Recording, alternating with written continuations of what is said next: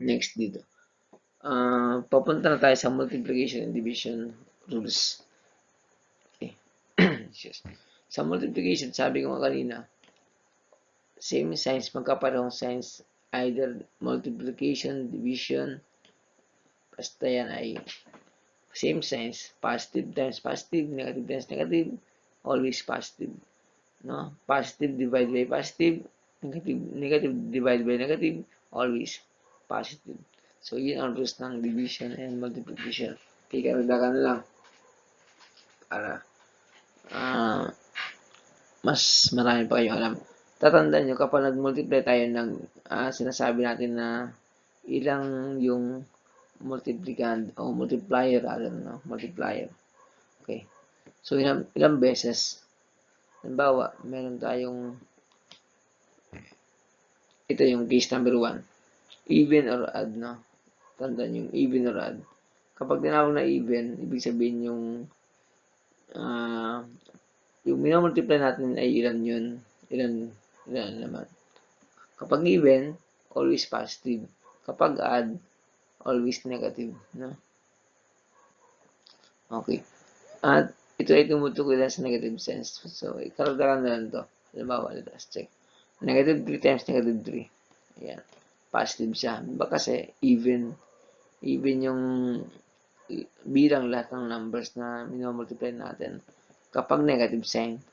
Okay? Like also in negative division. Negative 3 divide by negative 3, positive. Dahil sa even. Okay. Paano kapag add? Yan, case number 2. Kapag add yung even, yung negative numbers, negative sign, always negative kasi nga add siya. Kahit dalawa yung kanyang positive, o dalawa yung negative niya, positive yan, may isa pa negative, kasi add 3 yan. Okay, negative talaga. Kapag 5 yan, lahat, negative pa rin. Kapag 7, negative pa rin kasi add numbers. Okay, yun ang pinapaalam sa atin. Kung kapag even yan, 2, 4, 6, 8, so ang kanyang sign ay positive. So, alam mo na agad, hindi mo na isipin, ba't ang dami negative 3 times, negative 3 times, negative 3 times, negative 3 times, negative 3, anong sign? So, that is 5, that is add. So, ang yung sign ay negative. Ganoon lang kadali yun. So, ayun, ito naman, yung sign, although even siya, dalawa, pero may sign sa labas, hindi kasama pag minultiply yung sign na nasa labas. So, tinan yan, negative 3 times negative 3, dapat ay positive 9, positive kasi even. Dalawang negative na pinag-multiply, positive, may sign sa labas, that is negative 9. So, yun ang kahalagahan niyan, hindi kasama yung nasa labas na sign.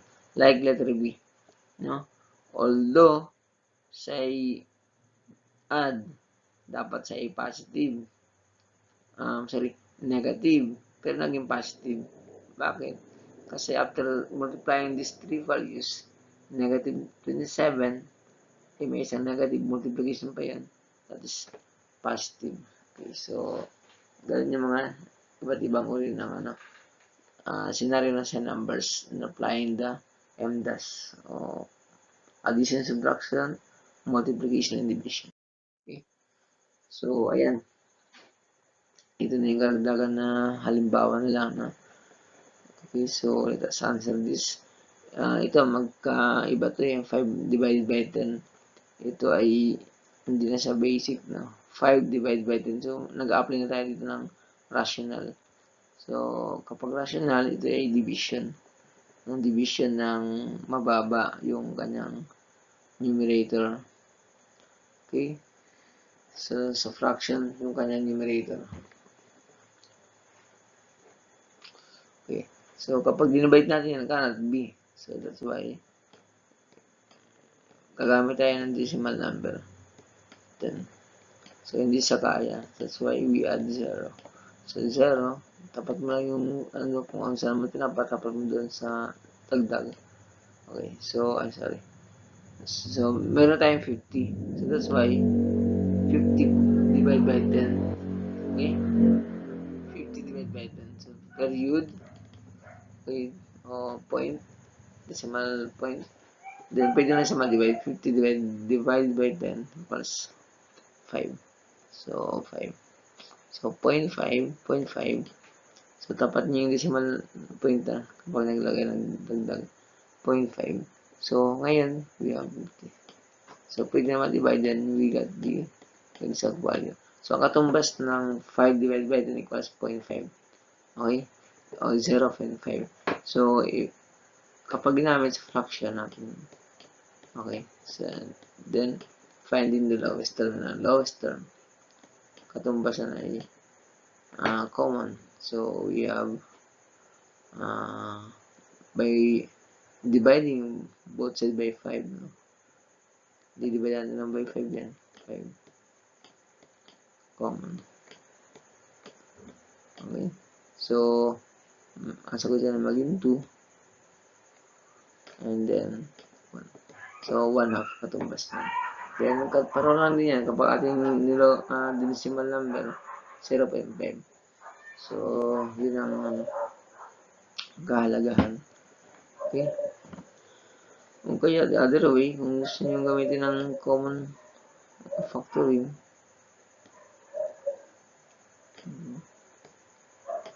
five and factoring equals factor ng 5, 1. Then, ng 10, 5, 2. Factor out. Naiwan niya. Ayan. So, maraming paraan kung paano mag-lowest term of fraction. Okay. So, number 2. So, ito yung ating talagang tinutukoy na. So, alam niyo yan, nag-divide ka ng mas malaki yung yung dividend, no? Dividend. Okay, dividend. So, that is 10 divided by 5 equals 2. So, dito ay 0.5. Then, dito ay, maliit na naman to. So, pwedeng gumamit ng factor. Okay, factoring. Then, common number. So, this is 4 divided by 8. Fraction. Ayan. So, common niya, divisible by 4. So, lahat na by 4. Maraming paraan para mag-lowest term. So, this is 1. Okay. And then, 2.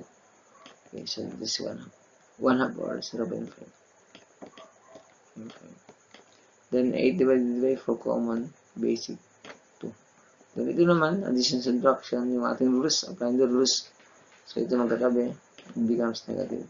Then, negative 4, negative 2, minus 2.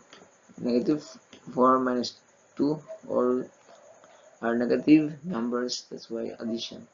So, that is negative 6. Negative 6.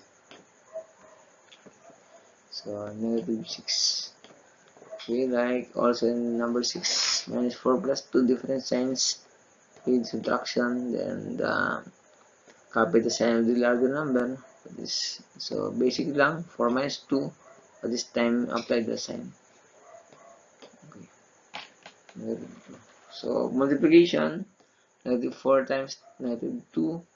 So sabi nga sa multiplication, rules of multiplication, same signs always positive. So that's why positive yung at the same time multiply mo yung two values. Multiplication 2 times 4 equals positive 8. So nakita niyo, negative, then division, then the same signs always positive. Then 4 minus 4 divided by 2. So automatic 2. Then ito different signs always negative. So that is negative 8. Okay. Then, ito rin, divide by 4 divided by 2, negative 4 divided by 2, different signs always negative. So, that's why negative 2. So, ganun lang kadali ang operation ng integers. Yan. Napakalaga ang maunawaan talaga ang rules. Yun ang pinaka dapat yung aralin at i-master ang rules. Okay? So, meron pa ba? Ayan. So, yun. Tapos na ang ating lesson about the absolute value and the fundamentals operation on integers. Okay, sana marami kayo natutunan. No? So, dito meron akong reflection lang kung paano natutunan yung mga inaaral. So, ang gagawin nyo lang dito ay sagutin nyo lang din, just assess yourself kung naging kapag paginabang yung ating lesson. Okay? Then, ayan, for the last word, okay, so remember this. Yun. Diyan tapos ang ating lesson. At muli, maraming salamat sa pakikinig.